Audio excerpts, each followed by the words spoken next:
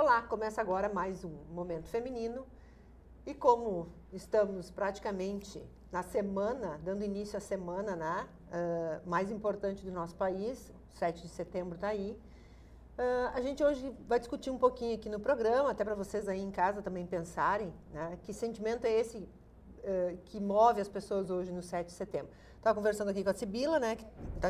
A Sibila estava colocando que será que é somente mais um feriado ou as pessoas ainda têm sentimento de patriotismo, né? O que tu acha, Sibila? Já que a gente estava discutindo antes de começar o programa. Eu vou passar a bola para a Paula, porque é uma data que a gente estuda, né?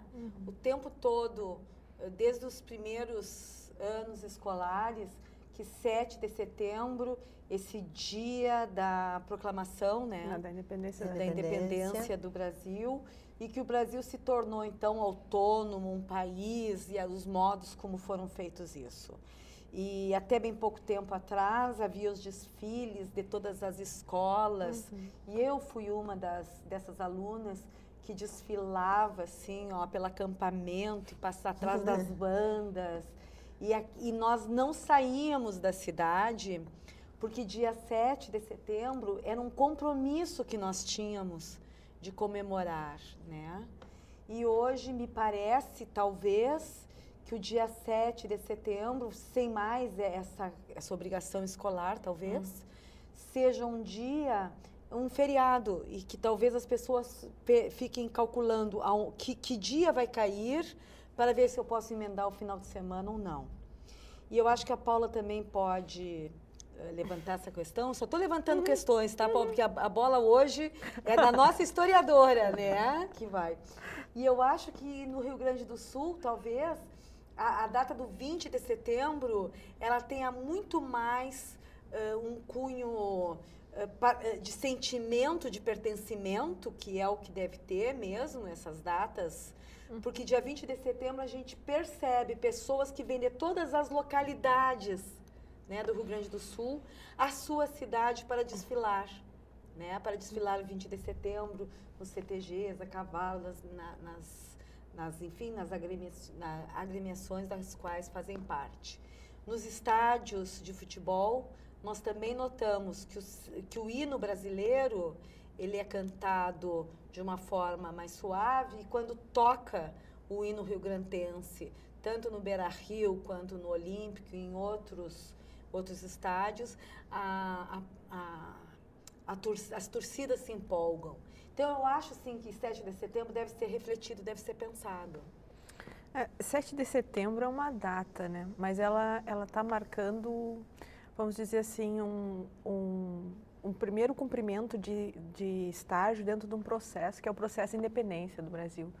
Então, se a gente for pensar nessa data, não é o dia do fico, não é aquele dia que o Brasil se tornou independente, mas vem um processo todo de afastamento de Portugal e de reflexões assim internas nacionais, onde a imprensa naquele momento, que estava se constituindo uma imprensa livre em função, vamos dizer, de atos de legislações, ela tem uma participação muito importante na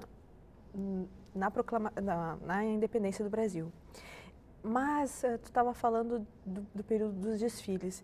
E assim, às vezes as datas, e a gente tem uma tradição, primeira tradição, vamos dizer, de história do Brasil, é uma história muito linear, muito política, aí, em muitos momentos muito chata, porque tu decorava uma série de datas e uma série de nomes, e aí tu tinha que saber o nome do Tiradentes, e tu tinha que saber o nome do Duque de Caxias, e qual é o real nome deles. E às vezes, sem essa obrigatoriedade, essas datas não têm muito um sentido, não encontram muito resposta ou um sentido de identificação com as pessoas.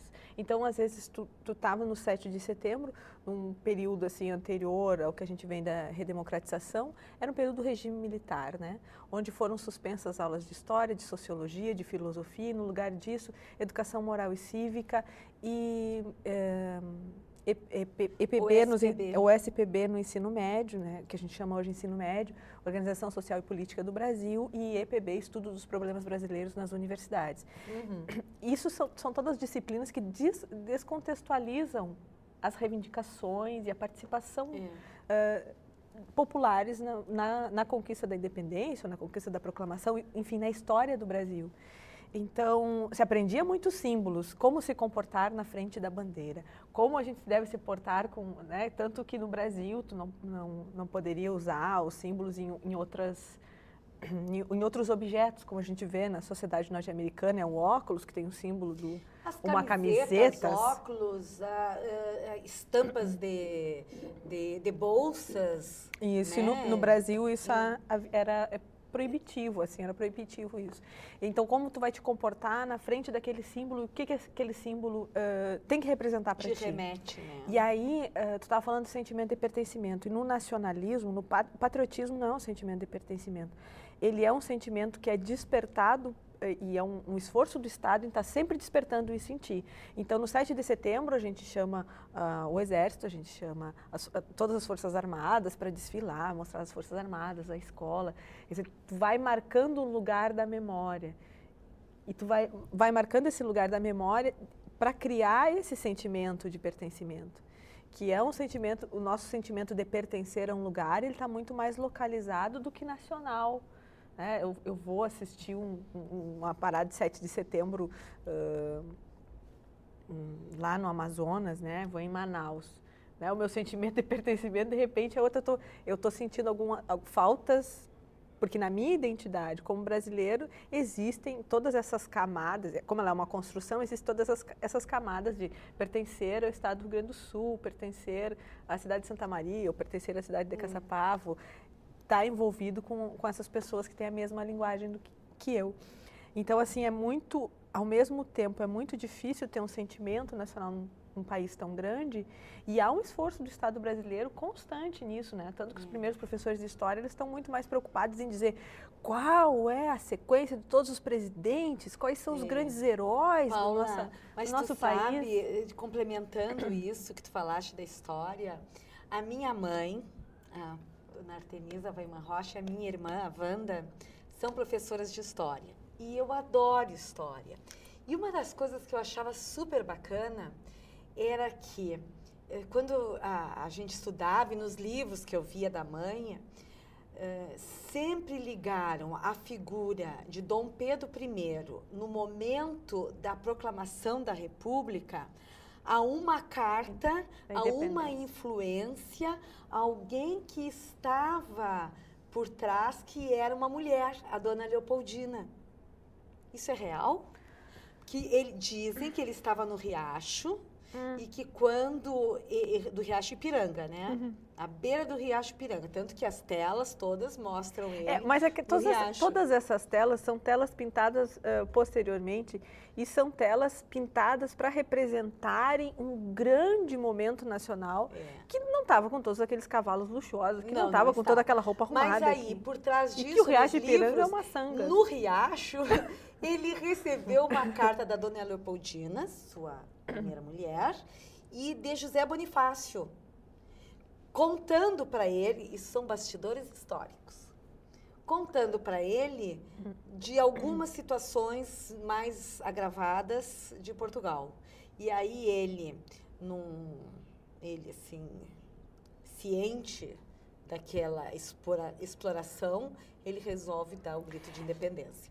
Mas assim, você não sabia dessa história da carta? As pressões que existiam. Em Paulo, mas as pressões que existiam do José Bonifácio, quer dizer, assim, que é um grande amigo da Leopoldina, eles são muito amigos, e eles representam uma força política muito importante no Brasil, que vai ser contrária mais tarde a Domitila, que é a amante do Dom Pedro, que ele vai se ligar e que vai entrar em conflito. Marquês de Santos? Isso, Marquês de Santos, que vai entrar em conflito depois, tanto é que ela é uma grande inimiga do Bonifácio. Quando ele se afasta da Leopoldina e se aproxima cada vez mais, mesmo porque o José Bonifácio, lá em 1822, ele até num projeto de governo, ele está falando, inclusive, de mudar o tipo de estrutura fundiária, de reforma, assim, é um cheiro de reforma agrária. e que a elite de São Paulo, que está com a Domitila, não aceita isso de forma nenhuma, não se mexer nas posses, poder, né, nas posses das terras. Então, assim, dizer que... Porque a reforma agrária é uma coisa que já vem desde a Constituição do país, né? A briga que nunca se fez. Nunca se fez. Até 1850 não se comprava terra, se ganhava terra. Da América, pelo que eu sei, o Brasil é o único ainda que não teve um sistema de reforma, um dos poucos. Dos países que tentam se modernizar, o que não teve. Não teve esse tipo de olhar, assim. Então, assim, o que desencadeia... Isso já estava mais definido, já estava praticamente definido até antes da viagem dele. Porque, assim, para ele conseguir permanecer, ele tinha que ter um grupo de poder que o sustentasse. E aí, assim, tu tem o grupo do Bonifácio, tu tem grupos que estão ligados à imprensa.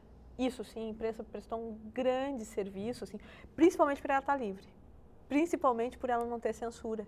Então, as pessoas, assim, comerciantes, né, as pessoas que tinham ideais... Tem esse papel, né? Ela teve, nem sempre ela tem. Mas, assim, tomara que cada vez mais, né? E aí não é tanto... Sejamos livres e capazes, né? Embora a América Latina está num momento muito complicado com a imprensa. Com a imprensa, isso é uma questão muito importante. Nesse momento, isso é uma pauta que a gente deve discutir, inclusive, no próximo programa, eu acho. Sobre a Kirchner. Sobre a Kirchner, a Cristina. Especialmente, eu acho. Sim, momento na Argentina. Agora, e não é só isso, nós temos a Venezuela, o Chaves. Nós temos o Equador. Mas a Venezuela com Chaves tem um apoio político da população. A Cristina está se colocando, em muitos momentos, contra a própria população argentina. Não, mas eu não estou questionando se é a favor... Nós estamos falando sobre o papel da imprensa. Eu estou falando nessa falta de liberdade da imprensa. Sim. A partir do momento que o Chaves faz isso, que o Equador faz isso, que a Cristina está fazendo isso, entendeu? Que estão fechando emissoras, que estão criando, enfim, bom, desculpa, mas o nosso programa hoje não está discutindo a imprensa, vamos voltar à pauta do programa. Mas a imprensa teve um importante papel, né, na independência do Brasil, sim, nesse processo, especialmente dos jornais que não estão vinculados a órgãos oficiais, porque os jornais de órgãos oficiais são chatíssimos naquele momento e só ficam repetindo um blá, blá, blá.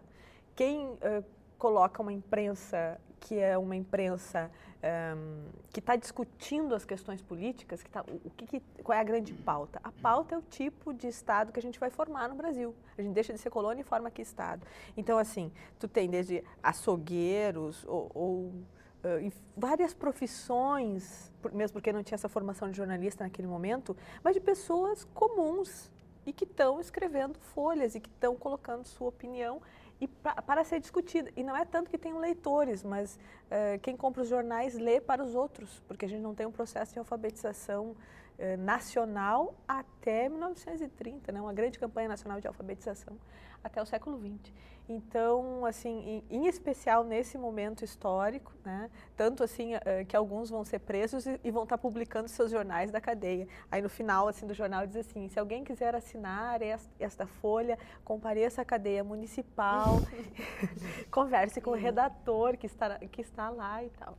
E aí eles publicam inclusive artigos do Cipriano Barata nos jornais, e aí ele que também está preso em Pernambuco, em alguns momentos ele é preso pela polícia. Depois o Dom Pedro se afasta de José Bonifácio, né? Sim, no segundo momento sim. No segundo momento se afasta. E por que quando ele vai embora e abdica para Dom Pedro II, ele dá a tutela para José Bonifácio, se ele estava afastado dele? Mas é que são todos jogos políticos momentâneos, né? A gente tem que pensar os liberais, os conservadores e os maçons daquele momento, né? E entre os maçons estão muito dos liberais, mas nem todos os liberais são maçons. E quem então, em qual grupo José Bonifácio? O José Bonifácio entra em crise com os maçons também. Depois, ele nem se enquadra nos conservadores. No segundo bloco a gente discute essa questão. A gente vai para o intervalo já e volta. Não sai daí. Obrigada.